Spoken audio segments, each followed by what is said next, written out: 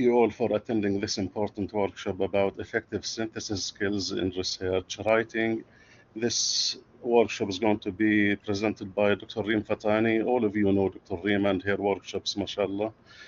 Dr. Reem is an assistant professor at King Abdulaziz University's English Language Institute. She holds a PhD in Applied Linguistics from the University of Sheffield. Her research interests encompass academic writing, formulaic language, corpus linguistics, and English for academic and specific purposes. Dr. Reem actively contributes to her institution's academic community as a member of the Curriculum and Tests Division and a member of the Advisory Committee for the Master's Program in TESOL. She also offers specialized workshops that help researchers refine their critical thinking, research, collaboration, and ethical research practices. I hope that you'll enjoy this excellent workshop and you'll benefit others from the workshop. The floor is yours, Dr. Reem. Thank you very much. Okay, thank you, Dr. Kamal, for this. Good evening, everybody, and welcome to this session.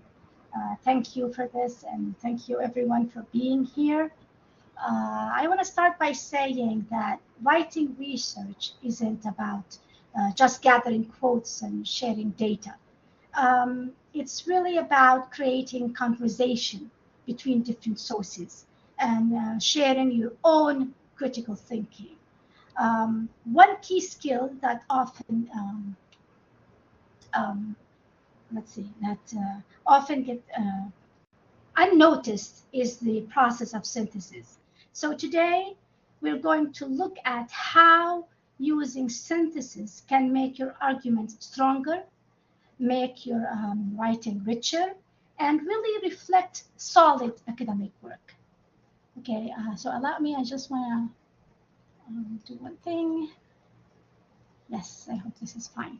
Okay, so inshallah, in this presentation, we will break down what synthesis really means in the context of research writing.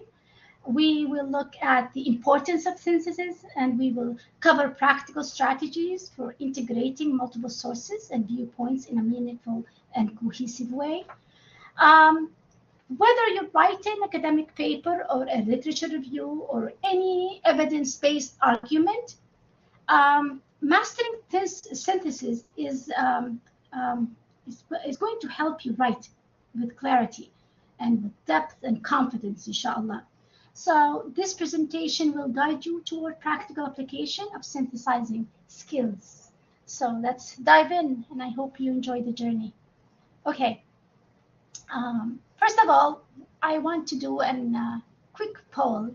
So you may take a screenshot of the cue bar here and answer my question here. Which of the following statements resonates most with your experience, perspective on synthesis? I would like you to share your answers, so go ahead.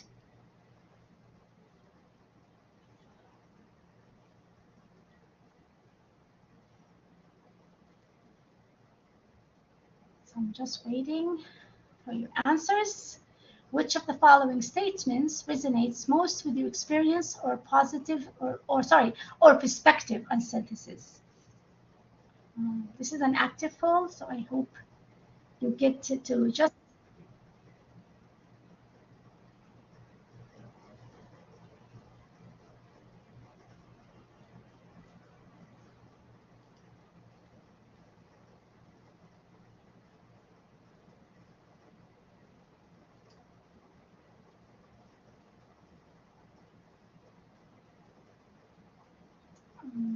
is everything okay? You just need to take a screenshot. Is okay. I need to check with your answers.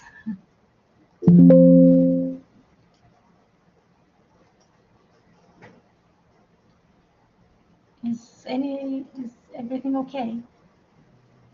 Oh, you can't see the barcode? Okay. Let me try it again. Okay, one more time.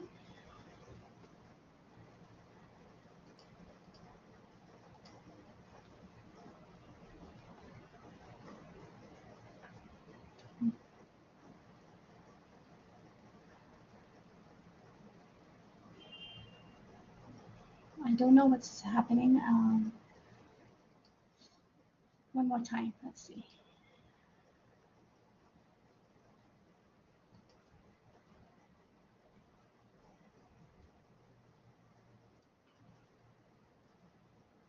How about now?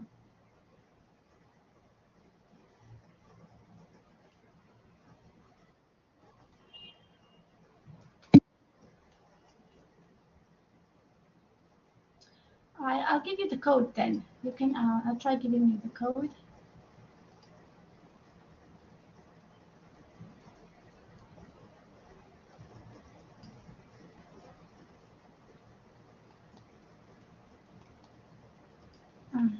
Just. I'm just trying to get you the code and try this with you.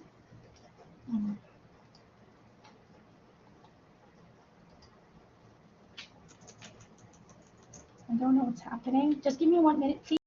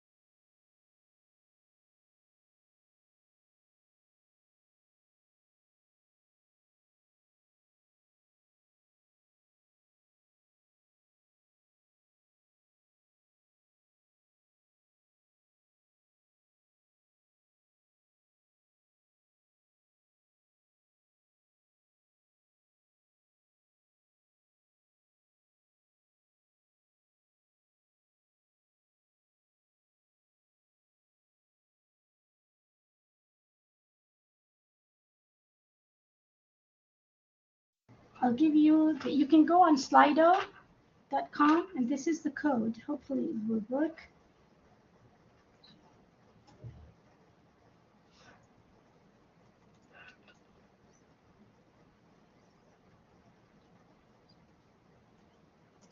Try this code, please.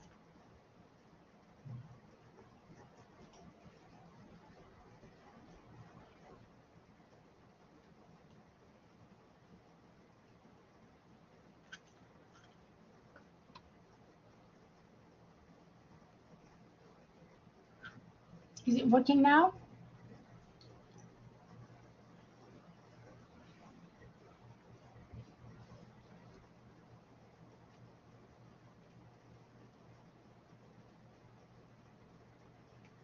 Is it okay? I just want to double check. I don't know what's happening. This is, I used it before. It's working? Good. Okay.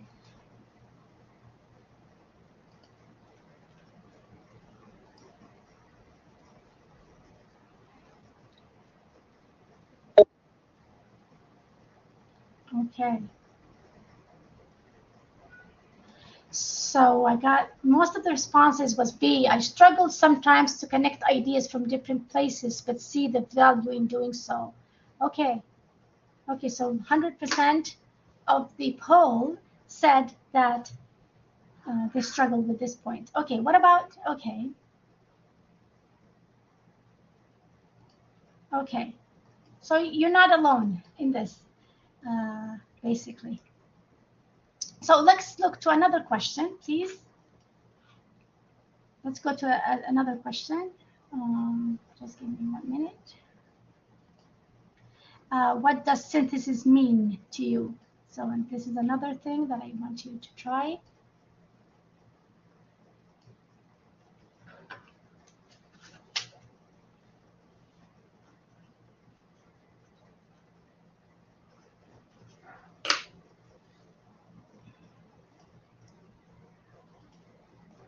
Okay, I'll give you the number again for the second one. I don't know what's happening. Fine, here you go. This is for the second question, please.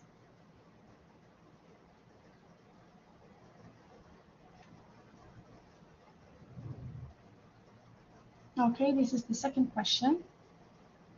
What does synthesis mean?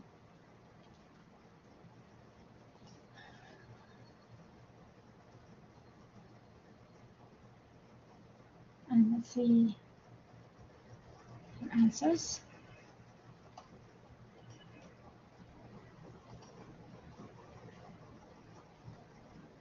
Let's see, which one did you choose? Okay. So everybody chose the correct one. Okay, good. It combines and evaluates data from multiple studies through a clear and transparent process. It summarizes, compares, and analyzes results to draw unbiased evidence-based conclusions supporting decisions. That's good. Excellent job. Okay. Just want to double check now. Are my slides clear? Before I continue on. Yes. Okay. So because when you maximize my slides, I don't see your answers. So I'll try this one now. So what? Going back before seeing what is actually synthesizing means.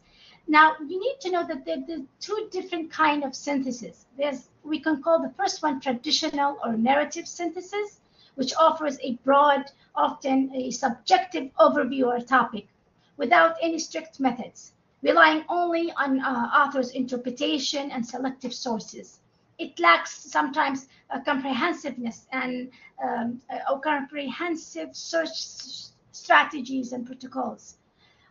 Whereas systematic synthesis is generally more effective, like we're going to see today, because it uses a transparent, a more structured and clear process designed to minimize bias and ensure reproducibility. Okay, so in brief, I want to tell you this: traditional synthesis is flexible and interpretive. However, systematic synthesis is a methodological and evidence-driven. Okay, so basically, what is synthesis in academic writing?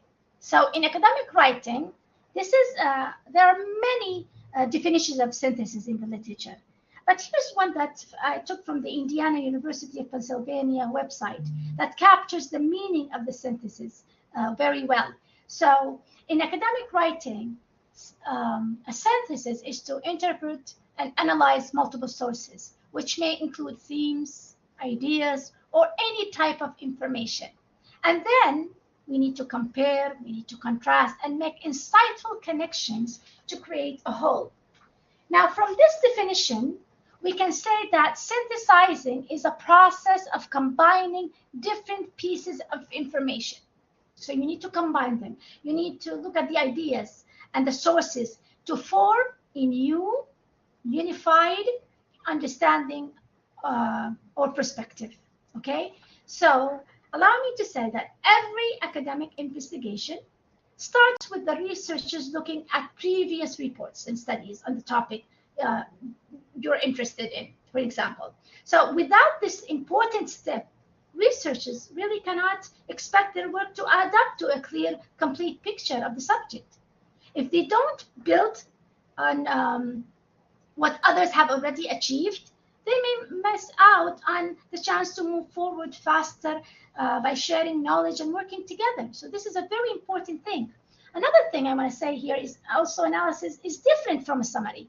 And I know that most of you know that, because it doesn't just repeat the ideas from each source. No. Instead, synthesis brings together those ideas to create new knowledge. This is what you're looking for. This is what's your target here. You're creating new knowledge that's based on the original sources, but goes beyond that. Okay? Okay. Yes, we're still on slide 4. Exactly. Okay? 5. 5, I mean. You're supposed to be in slide 5. Okay, so now we look at slide 6.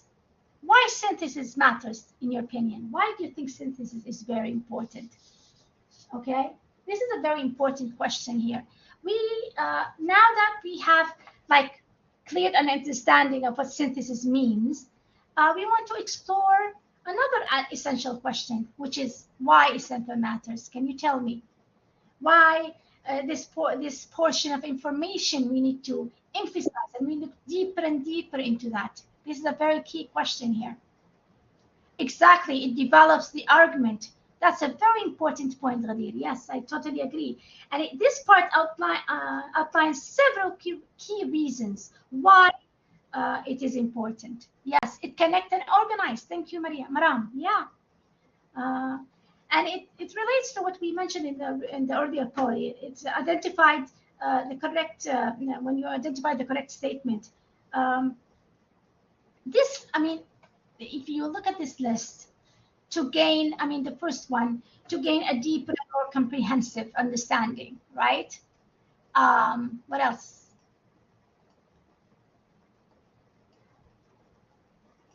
I'm just trying to organize to see your answers.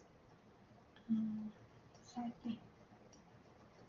Okay, to avoid plagiarism, exactly, that's one of the key issues here. Yes, and to foster critical thinking. Now you want to apply your critical thinking methods. Yes, Safia, spots, gaps, that's very important. And you want to create a stronger, well-supported argument. This is one of the key things. What else do you think is important? So protecting against plagiarism, like you mentioned, Ghadi, is very important. And you want to showcase how to build on or extend or connect prior work and add your own ideas. Now that's a very important point. You want to add your own voice. You want to add your own ideas, your perspectives to the existing knowledge that is already there. This is a very important thing that you need to want to consider when you're thinking about synthesis, okay? Good. It shows how the researchers could connect and initiate concepts. That's very good. This is, yes, again, you need to use your voice. It's a chance for you to show your voice and what can you contribute and add to the specific field that you are talking about. Okay, so let's do another task. Arrange the following steps into in the correct order to carry out an effective academic synthesis. So if we want to think about it systematically, we need to organize this. Tell me, which one comes first? What do you think the first step we should do?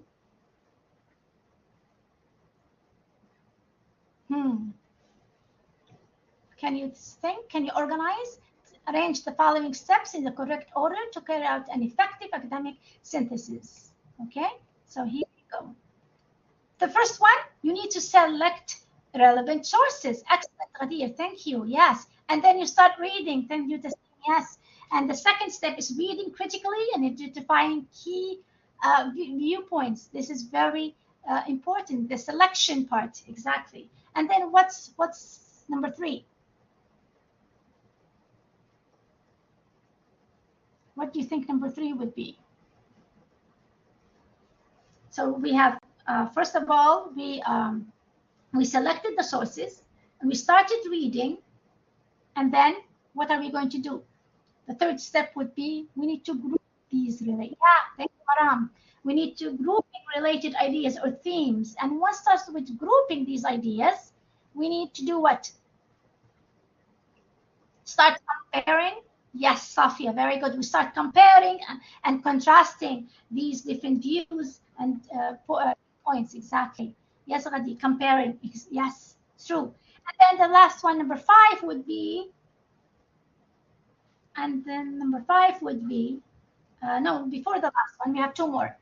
Yeah, we need to integrate the integration part. Exactly, Safia. So integrating information with your own argument or thesis. Exactly. And then finally, you need to cite the sources appropriately. This is very important. Exactly. Integration is a key. Thank you, Raghat. Yes. Okay, so these are the important part. So steps for effective academic synthesis. This is what I call systematic.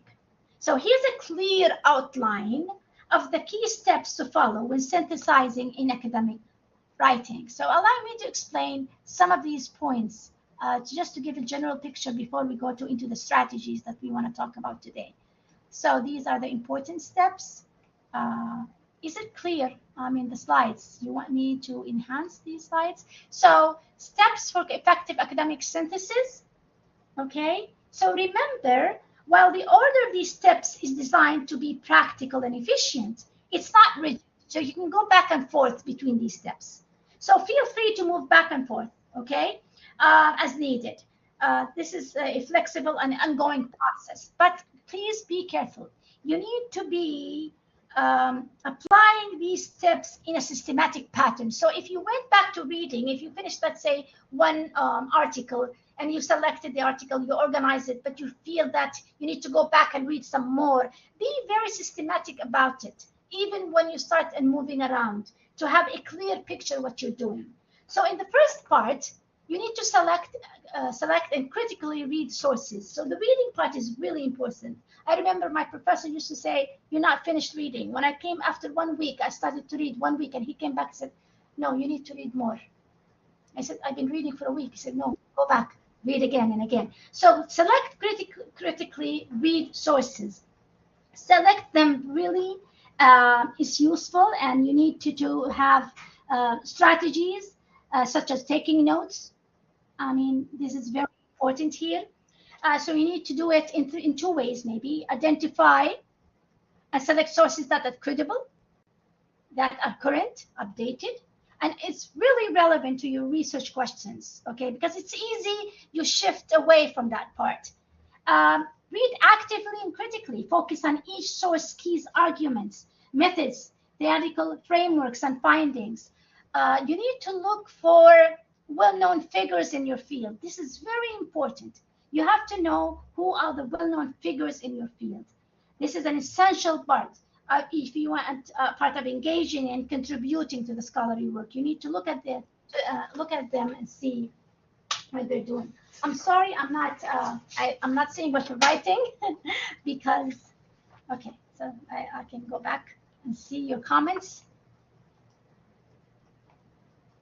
Okay. Font is very small, so that's... Okay, yeah, most of us cannot see the slides, Dr. Reem. If you can maximize or enlarge the slides. It went to 13, I'm sorry. So I'll try to make it 20. Sorry for this one. So, all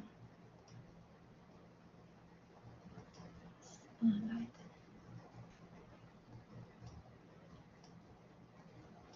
So I'll try this part. Maybe it's gonna get better.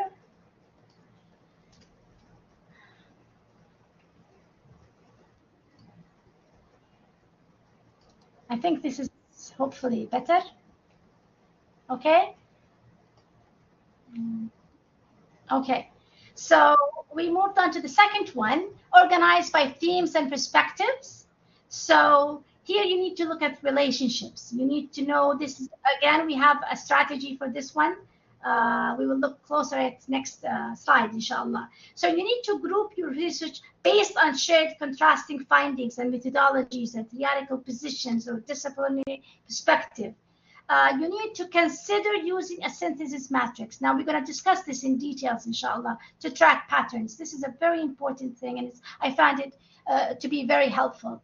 Also, you need to analyze the relationships between these sources. You want to look at connections, right? And you want to, again, you need a synthesis matrix for that. So if you want to examine how authors support or contradict or build upon each other's work, you want to evaluate the quality, okay, and the significance of the evidence provided in each source. You want to identify debates, maybe trends, areas of consensus and contention in the writing. If we move to number 4, step number 4, you need to integrate sources to construct your argument. This is a very important point, and again, we're going to discover some more ideas about it in relation to that. Okay. So synthesize rather than summarize, combine ideas to support multiple sources and support challenges, even the ones that challenges your own thesis. Use reporting verbs, and transitions, and then start by maintaining your reasoned voice You need to weave in your analytical voice, interpreting and connecting the sources within the context of your argument. We also have a strategy for that, inshallah. And finally, you need maintain academic integrity. And this is shown in the cites, how you cite appropriately using academic style. And you need to demonstrate awareness of the field-specific convention and scholarly work. These are key steps when you are working with in this part. I'm sorry again for the I don't know how it happened for the convenient. Okay, so this one is another matrix. This is a synthesis matrix that I was talking about. This is very important and very useful. If you look at it closely, it would give you the information. Let's see. Okay, I just wanna. I know it's the font is small, so bear with me. So this is a synthesis matrix about an overview of compiled resources. So the synthesis matrix basically is a table you use to organize your thoughts. I found this very helpful during my PhD. What you do here is organize your thoughts and ideas from multiple sources in preparation for writing your synthesis. So creating a synthesis matrix like this one is an important strategy. I call it like a tool that visually maps out how different sources discuss shared concepts, allowing you to identify overlaps, gaps, and connections. So this entails grouping your sources in different tables, okay, for your critical analysis. For example, you can group your sources based on what kind of things you want to group them. So can you give me an example? Based on what? You can group according to author, research questions. What do you think? Methodology? Yes, yes. This idea very good. You can group them based on methodology. What else? Publishing year. Exactly. You want to look at the publishing year. You want to be current and updated sometimes. Thank you, Maram. Very good. What else? Yes. What else can be? Themes. Very good, Ibrahim. That's a very important point. So, and we're going to discuss that later on. Yes. Abstract. Yes, Amira. Very good. You know that abstract. Findings and hypotheses. That's correct. Exactly. What about conclusions and limitations, theories and concepts? Thank you, Ghadir. Exactly. Yeah, yeah. What else? Results? Yes. Good. What about gaps? Anybody mention any gaps? Gaps is very important. This is what you want to look for. Sometimes if you have an idea and you want to look at, you can do just a thesis matrix for that. You want to look into even what? Purpose. Thank you, Amira. You want to look into purpose, authors, viewpoints, different kind of methodologies, research questions that I mentioned, that tools. Yes, Sophia. Yes, that's true. Tools. And even rising questions. Sometimes when you're doing this matrix analysis, or thesis matrix, some rising questions comes about. Just put another box and put your own questions. So rising questions is very important that you need also to add if you want to do a full picture or overview of these of this information, and you want to put it in your table to add. Okay. Okay. So this is one synthesis matrix. It's based on thematic integration of sources. Okay. This is a thematic integration of sources based on themes. Can you see them?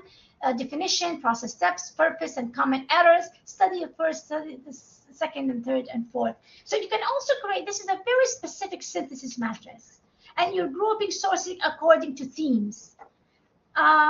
This matrix allows you to compare themes and sources quickly, right? It's very quick. It's going to make it easier to draw connections. You can see where's the connections. You can identify easily the overlaps. You can pinpoint any gaps in the literature sometimes you find. You can also highlight similarities and differences in the findings or methods or viewpoints. It reveals some kind of agreement or disagreement. Sorry. on the topic that you're discussing, okay? Okay, now look at this question. I'm sorry, some water. How does the matrix help you identify gaps or differences in the recommendations given by the studies? Provide one example from this. Read it carefully and answer the question. So the impact of social media and mental health. We have a theme, study 1 by Smith, study 2 by Lee and Kim, and study 3 by Patel. And then we have 3 different themes we looked at: positive effects, negative effects, and recommendations. Now, how does the matrix help you identify gaps that we mentioned? How? Or differences in the recommendations, and I took it to make it faster, given by the studies. Provide just one example or 2 or 3.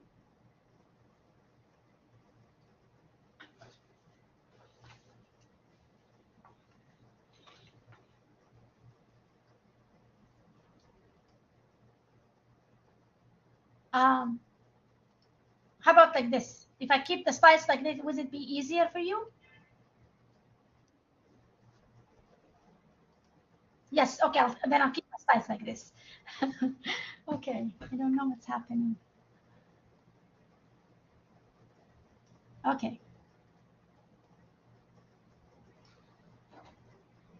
So go ahead. How does the matrix help you identify gaps or differences in the recommendations given by the studies? Provide one example. So you're going to look at the recommendation studies and you're going to see the matrix shows the recommendations in each study. So how is it different and how is it, what do you think?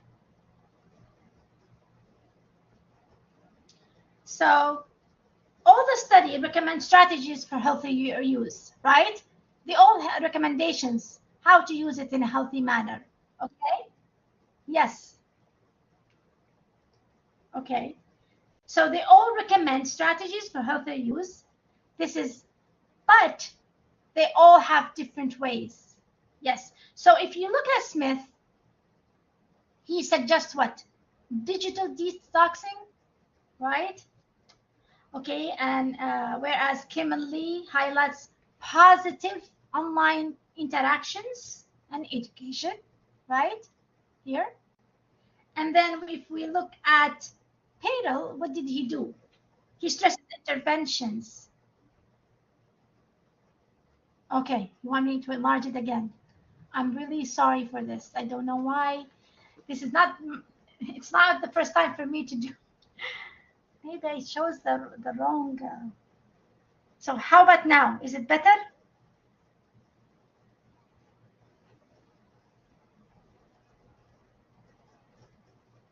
Is it better?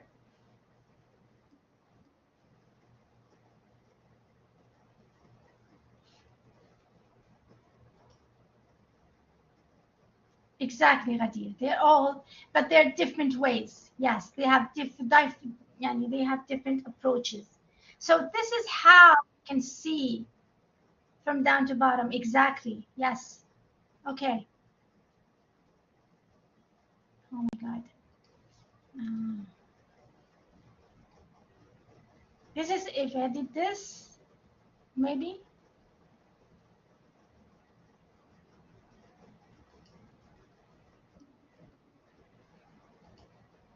Yes. Okay, better. I'll do it again. Okay. Thank you, guys. Okay. Thank you. Thank you. So, if you want to make a critical evaluation and explicit connections, you can employ compare and contrast language here as well, right? And you can see easily the gaps. You can see the different kind of dimensions that you want to look at. You can put your own added notes on the sides. But this is a very practical and a very useful way if going by themes, by the way. Okay? Going by themes. Okay, so let's move on to the another point here, which is okay. Okay, we talked about that. Okay, so let's do this. Look at the 2 examples and decide which example is synthesized and why. I'll give you some time to read about it, okay? So I'm just trying to help you. Hope this is better. See, just read example 1, example 2, and tell me which one is synthesized and why.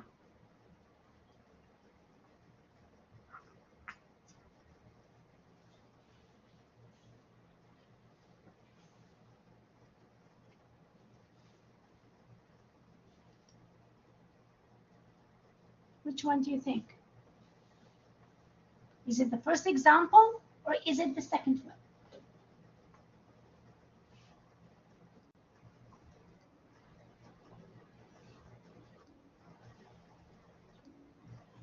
The second one. You clearly understood it. Yes, second one. You're absolutely right. Now, can you give me, for the first, let's analyze the first one. Can you give me some information why the first example demonstrates some aspect of synthesis? What does it do? Can you give me things about the first one before we analyze the second one? Let's look at the first one, then analyze it clearly and see, because this is the work of most weak analysis or a synthesis, sorry, weak synthesis that it may affect your papers. And you want to, of course, you want to ignore that, and you want to be careful when you're synthesizing. So can you give me what kind of mistakes did the author of this piece do? Can you give me some ideas? Exactly. There's no comparison between these studies. Exactly. You're absolutely right. Yes. Listing the studies like a list. Exactly. Just saying what's there. The first one is reporting and describing. It's like, exactly. Very good. It's more of a summary. Thank you, Safia. Yes. So only summarize and reports the main points. You're absolutely right. Present information from multiple sources. So I know he's reading it, but what is he telling me? Okay. He provides specific details, by the way, in this study. He talked about sample size and key findings, but there's no indication of critical thinking, right? Do you see any aspect of any kind of critical thinking? In-depth reading? Just he looked at the abstract, and that's it. It seems like that. Lack of integration. So the studies are just presented, like you mentioned, without any clear connections. And the final sentence about female. Can you look at the final sentence about the females? I mean, it seems disconnecting from the rest of the information. He got this information. He said, okay, I can use this, and just put it on and adding to this information. Now let's analyze the second one and see why is it better. Okay, the second one, the passage effectively combines information from multiple studies and sources to present a cohesive overview of the topic. Can you tell me some kind of why do you think it's better? What did he do? Okay, comparing between findings. Yes, so he integrates findings from multiple sources rather than summarizing them separately, right? He highlights the contrast between, for instance, France and Goldstein, pointing out differences. Exactly. Introducing the conflict. Very good. Yes. In the findings, particularly in the findings. So he connects these conflicting findings with thoughtful interpretation. Okay. And he gives a sample population as well. What else? He also showed the relationships among the studies and how they contribute collectively all together in a border research. Exactly. So here we can say that it moves beyond just reporting. Exactly. He uses transitions, very explicit transitions. And this is in social sciences kind of style. So just reporting, the writing moves beyond just reporting. So this is what I'm trying to tell you. It offers commentary on the implications, which reflects critical thinking. Yeah, connecting the mentioned papers, exactly. And then his voice is heard. You can see that he's making his own interpretation. His voice is present, I want to say, in the interpretation. When he says this discrepancy suggests the differences in participant and control group population may be important factors to consider. See, he's considering these important factors, okay? Here, when he mentioned this is a very important thing. So he's realizing, he's putting his own input there, and we're going to see when and how you can do the same thing. So overall, this approach showcases comparison, integration, and interpretation of sources, which are key features of an effective synthesis. Please remember, integration, comparison, and interpretation of sources. These are very important techniques when you're synthesizing. It shows how the depth of your work. Okay, now there's another strategy. Yeah. The second strategy is how and where to add your reasoned voice. This is a very important thing. And this is a question I get asked by my students. Where and how? And what is this is an example structure, as you can see. Okay, this is an example structure. Because in slide 8, in step 4, we highlighted integrating sources to construct your argument. With a subpoint, we said maintaining a reasoned voice. Remember that? So in this part, you're going to see how and where you can insert your critical contribution. This is very important.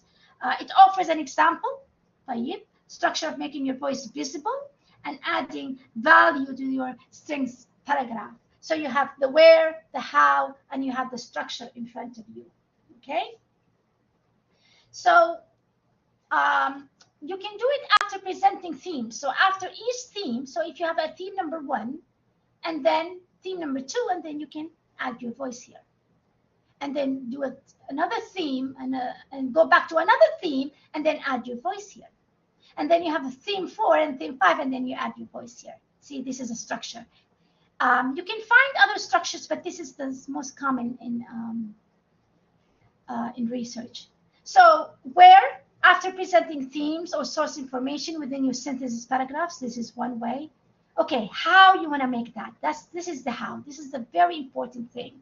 So you need to make explicit judgments. So if you want to make a judgment about something, about the evidence, you want to highlight strengths, weaknesses, and relevance based on well-supported findings. You don't need to do it.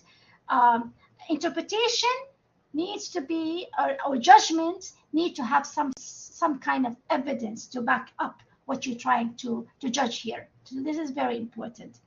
You need to compare and contrast, meaning add analytical insights by comparing, contrasting, and identifying these relationships through logical examination. So you want to examine, you don't want to just compare A with X, no, or Y with X, no. You need to construct some kind of relationship among the different kinds of sources that you're going to describe, and give a thorough logical examination to add your voice, okay? You can do it where else? You can express agreements or contrast. If you agreed with someone, if you disagreed with someone, you need to show whether the authors support or challenge or expand on each other's arguments. Who is supporting you? And why are you supporting this paper over this paper? This is a very important. Here you can add your voice, okay, to express agreement or contrast in your synthesis. Another way you can add is evaluate the evidence directly. So if you look at the evidence, and these evidence based on other researches, and you found these evidence directly, noting limitations, so you have mentioned, you have seen your limitation, it's okay for you to address it. Or maybe say the significance about it, or inserting your perspective about it. So this is another way you can highlight evidence and limitations, right? And the final way you can add your voice is you need to connect these sources using reporting verbs and transitions, like we mentioned, right? And you need to be really careful with the kind of verbing that you're going to use. So establish interpretation and links by connecting sources with reporting verbs and transitional phases to help you, make a full picture of what you're trying to do. So now this is a very important example structure, and this is the how and where you can add your different voices, and this is where you can do it. Maybe there's other structures out there, but this is one that is most useful, and you can do it just once. You can do it twice. So you don't have to follow the same thing, but you have to be really clear and have to have a systematic kind of approach in doing it. You can mix and match between these two different where and when to do them, to make it clear for you, to make it easier for you and understandable at the end of the day. Okay. What else we want to say here? So basically, these are the important things we want to discuss today. And finally, these are the key takeaways. I want to leave you with these things. I want to say to you that synthesis is the foundation of critical academic writing. It's very important because you're adding your voice and adding everybody's voice and bring a new conversation to the field, right? It requires thorough reading. Like I told you before, my supervisors would say, every time I come up, I've said, I'm ready. I have read my works, all my readings I have done. He said, go and read more. So reading is very important, and critical reading as well. Well-organized notes, clear connections, okay? And critical analysis of sources and incorporating your own voice. These are very good practices for synthesis. It reflects advanced cognitive skills, higher order thinking, right? Because you're not thinking now in an unusual, in a more logical way. No, you're using all kind of strategies to help you be analytical about it. It requires continual questioning, right? You have to continue to question, to evaluate, to integrate any evidence as you go and read. And let's say you found a new article that you want to add, and you say, oh my God, this would allow me to change everything. So you have to be ethical about it. You need to go over all the things that you have, and sometimes you need to change all the ideas because of this new article that was, let's say, updated and released, and could give you a side and give you helpful connections and look into the full picture. Okay, you should practice synthesizing. So if you think it's easy, it's not easy, but it's not difficult. It's something that you need to practice. You need to self-reflect and develop confidence and depth, and having originality in your writing. So this is really important things that you need to think about. Okay, I will leave you with, these are the useful sources. I'll leave you with a very important quotation. This is by Edward Osborne Wilson. He's an American biologist. He served as a professor in Harvard University. He says that we are drowning in information while starving for wisdom. The world henceforth will be run by synthesizers, people able to put together the right information at the right time. So please think critically about it and make important choices wisely. So you want to be wise. You want to have wisdom. Wisdom is knowing most of the information and knowing how to build a discussion. So even you started writing and drafting and seeing this is not working, you can add, you can delete, and you can go over it again. But please do it in a systematic manner. Okay? Okay. So thank you for this. Do you have any questions or thoughts you want to share? Okay, mashallah, thank you for the great and inspiring, valuable, informative workshop, Dr. Reem, mashallah. And thank you all for your interaction, your valuable interaction.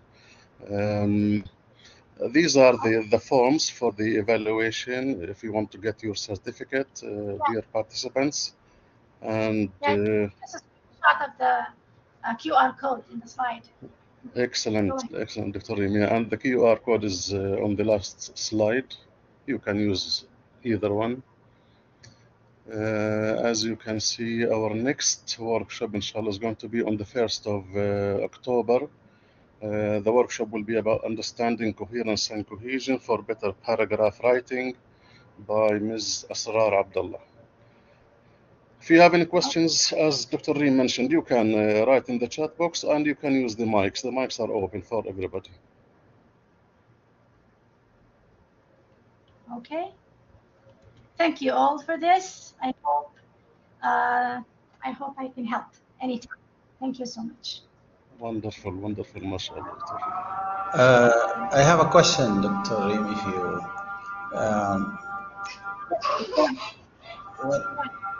it's about the use of first person.